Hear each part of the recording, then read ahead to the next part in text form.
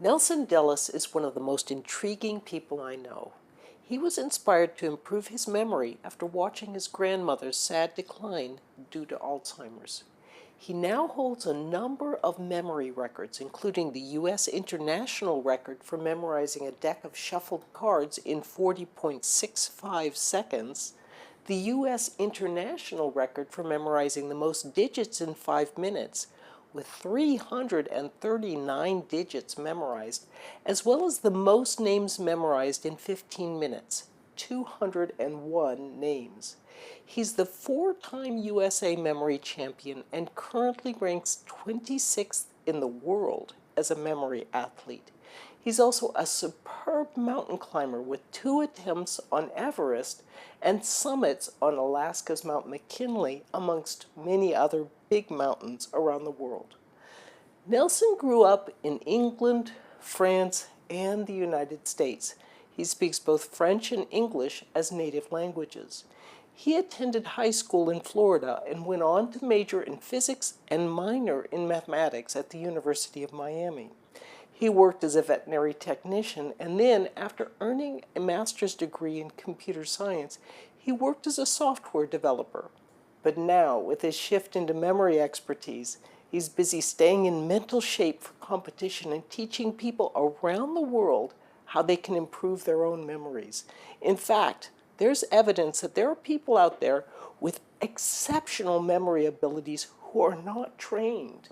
You can take part in the tests that scientists at Dart Neuroscience have developed to see how you stack up against Nelson and all the others who've taken the test so far. More about that later.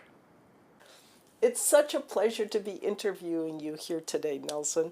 I have to say, I have a ton of questions I've always wanted to ask a memory expert. But first, I want to show our viewers just a little bit of your memory prowess. I'm going to read a list of 25 single-digit numbers, and let's see if you can remember them. Okay, just make sure to ring them out at like 1 per second. Okay. 8, 7, 8, 4, 2, 1. Alrighty, we've got them. Let me just review in my mind.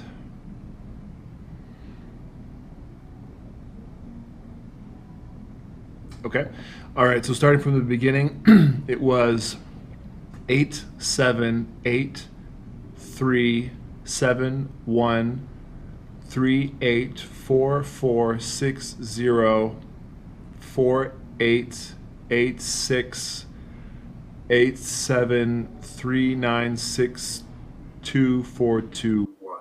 How did you do that? What? This is also as impressive. I can do it backwards if you want. So, 1, 2, 4, 2, 6, 9, 3, 7, 8, 6, 8, 8, 4, 0, 6, 4, 4, 8, 3, 1, 7, 3, 8, 7, 8.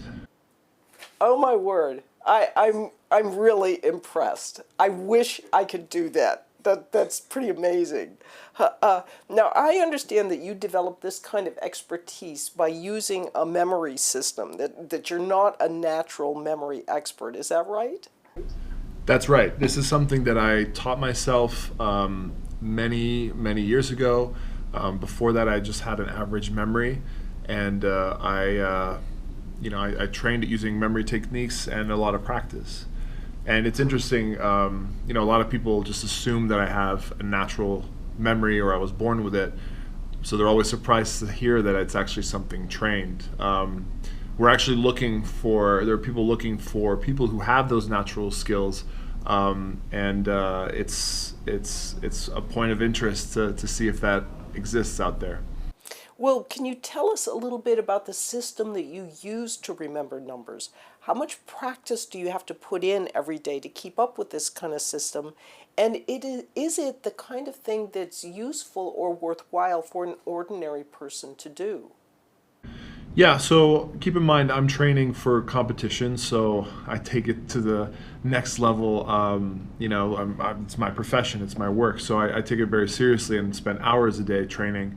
But when I started, it was just a hobby, and I think for the everyday person who maybe struggles with memory, they'd want to hear that it takes a very short amount of time to get good at these techniques. You don't have to spend hours, is what I'm saying. But there are some things that are harder than others. For example, numbers requires a bit of prep. Basically, the way I do it is I'll come up with pictures for all these different numbers so that every time I see a number, I think of something else that's more familiar to my brain. So if you were going to learn a number system and you wanted to get very good at numbers, you would have to put in a bit of prep time, but for the most part, it's pretty easy to do these memory techniques.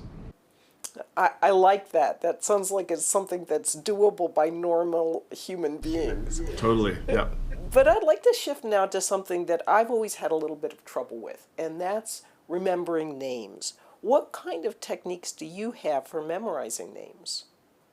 Yep, so that's probably the most common question I get because that's probably the most useful everyday thing is how do I remember the name of someone I met or meet?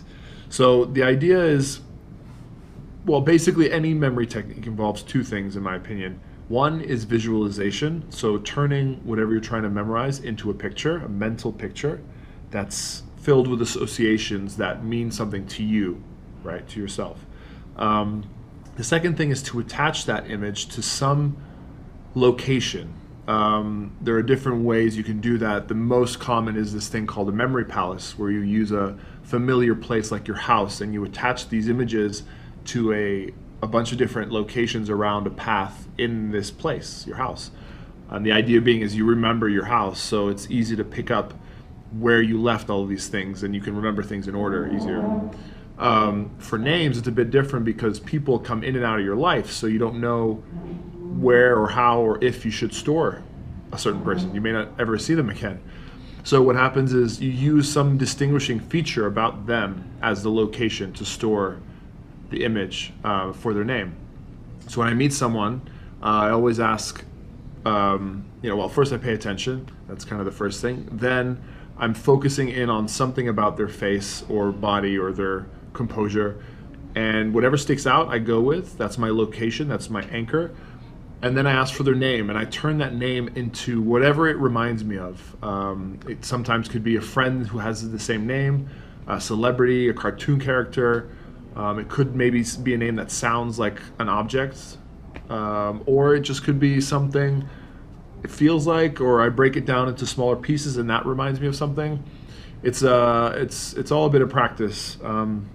But once you have that picture, you can attach it or imagine it on that person's distinguishing feature, so that when you see them again, they come to you bringing that location and the image for their name along with them.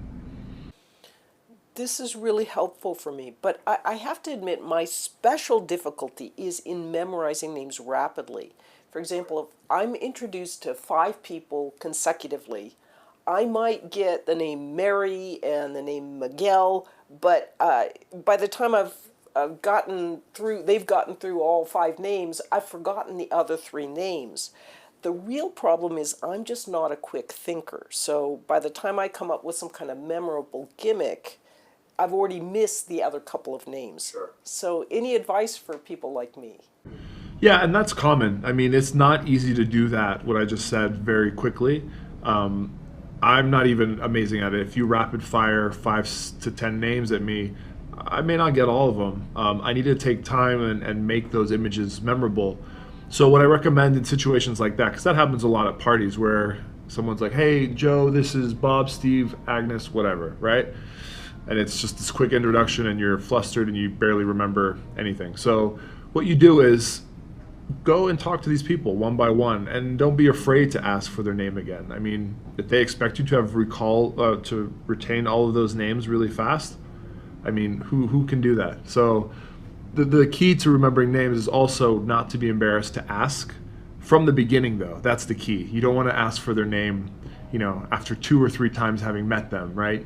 And you just keep avoiding and saying, hey, guy, or hey, madam, So it's one of these things where, say you didn't catch all those names, I would go reintroduce myself, say like, "Hi, I'm sorry I didn't catch your name. What is it?" And then as you kind of have a back and forth conversation, you can in your mind be then taking your time to come up with this picture at your own pace. I see. That's very helpful. Now, sometimes there are people like Bill Clinton, and I mean Bill Clinton is uncanny in his ability to remember people's names. Even people he hasn't seen in like 10 years, he can instantly seem to recall their names. But for me, if I haven't seen a person after, say, 3 years, I have real problems. I just can't recall their name very quickly. And I can't be practicing. I've got a lot of other things to do, and I never know who I might encounter. So, any advice for this kind of situation? Yeah, a person like Bill Clinton, some people just have a knack for certain things, and I think he has a knack for that. Obviously, it's very important for him too. I mean, it's important for everybody, but I think especially more so for him. And he's just a people person, and I think that helps he's the kind of person who will like get to know everybody who he meets, no matter how important or not. That helps. Memory is all about paying attention, and if you spend a lot of time on one thing, you're gonna remember it better.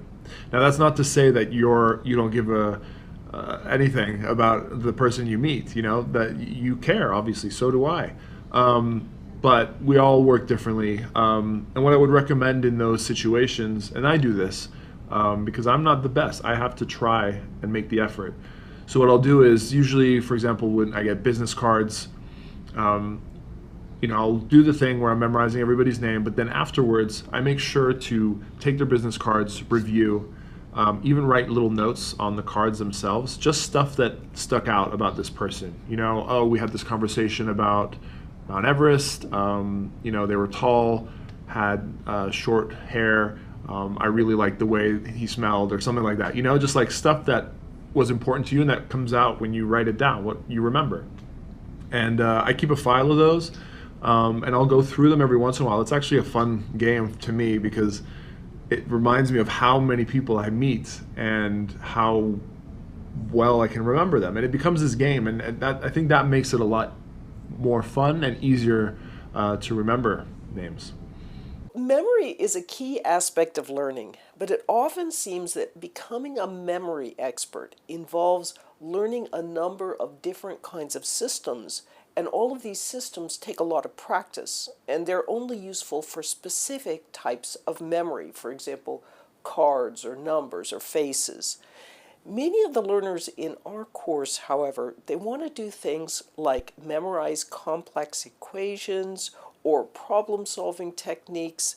They want to remember the meaning of complex philosophical terms or monstrously convoluted verb conjugations. I mean, in Russian, we used to say that for every rule there was an exception, and for every exception there was a rule.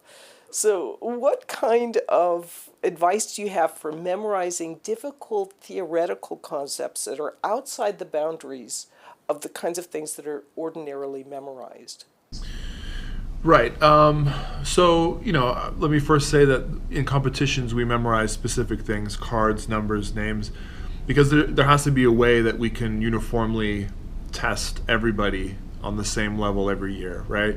But you can't at the same time have an event or have a competition that figures out a way to test you on every possible way to memorize every possible thing. So the way I look at it, the way I tell people is, we go into these competitions having trained specifically cards, names, numbers, and it's almost like when you go to the gym, right? You're training to be healthy and fit overall, but you go in and you do specific exercises that do work on a specific muscle set, right? Like your biceps and your quads or whatever. And the goal is that all around it'll prepare you to be able to be active in any way in real life. So the same thing with memory is we do all these things, but it helps us kind of round out our memory and allow it to be able to memorize something like complicated equations or philosophical terms or whatever. So for those types of things, the memorizing process is really the same. I know there are complex systems, but that's if you want to get to a really high level, and most people don't need to. The basics are this: is one, come up with a picture.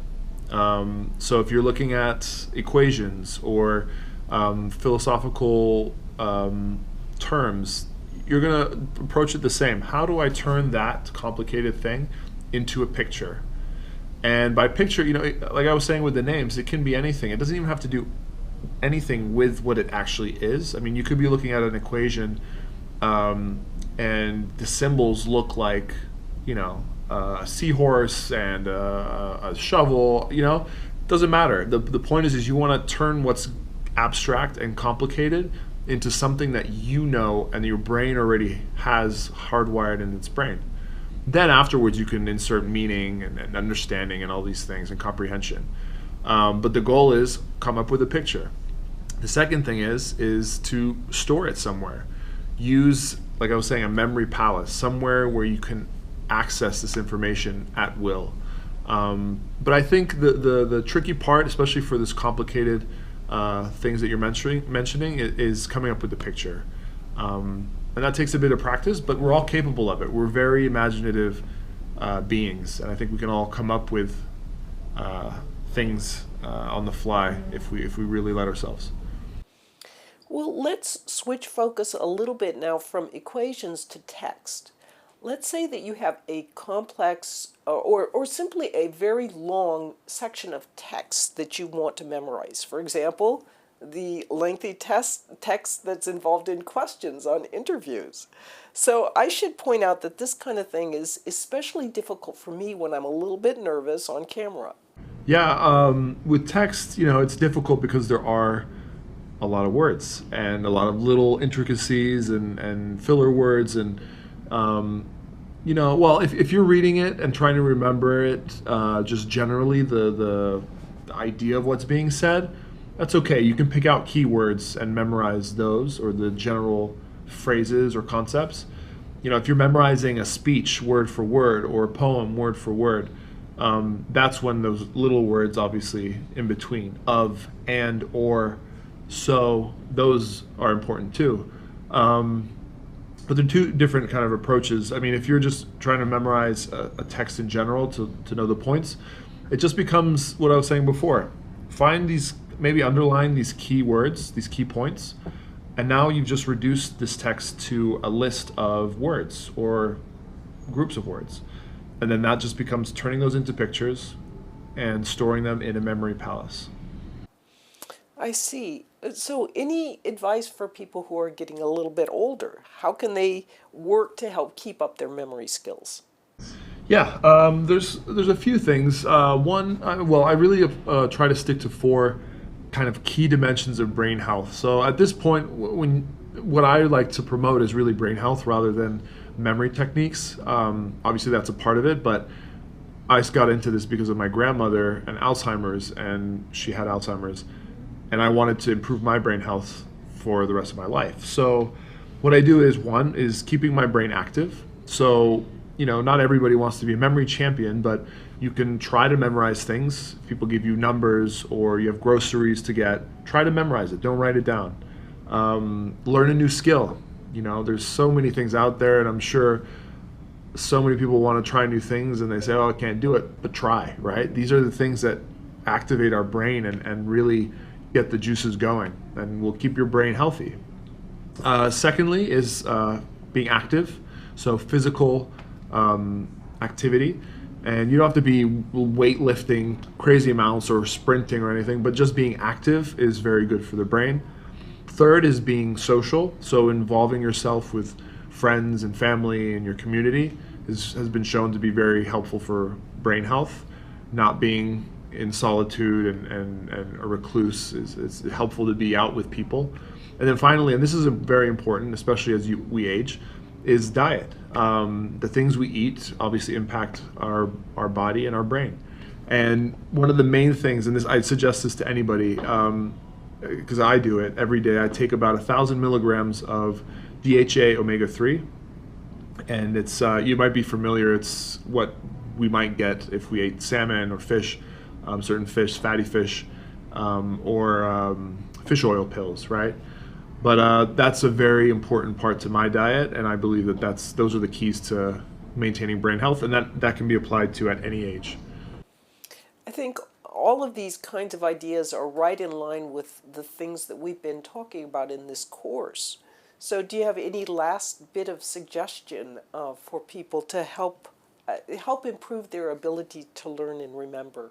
Yeah, a few things is, it's, I think when we were younger, there was always, when we were learning things as kids, we were playful, always coming up with imaginative things. And, we looked at life very joyfully and relaxed, right? And I think you lose that obviously as you age a bit because you have responsibilities and you get into a job and all these things.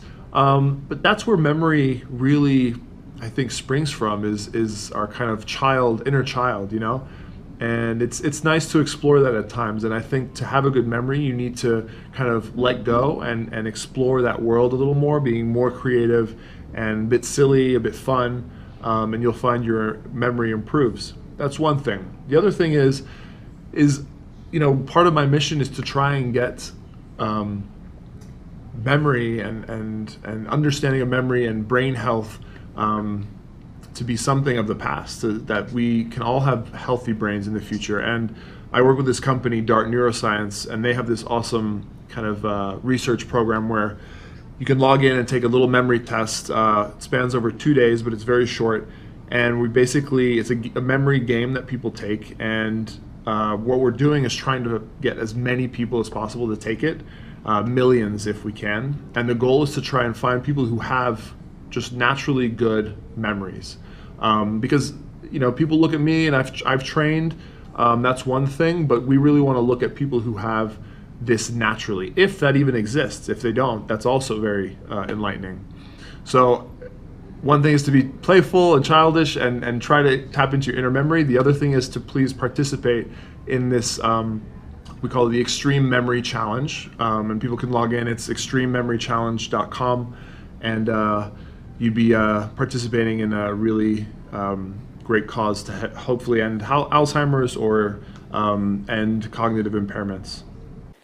Well, I so appreciate you taking the time today to speak with us, Nelson, and I strongly, strongly encourage all of our viewers to enroll in the Extreme Memory Challenge. I think it could be a really an enhancement and help a lot of researchers who are working in a very, very important area. So again, my great thanks to you, Nelson, and best of luck in your future championships. Thank you. Thank you for having me.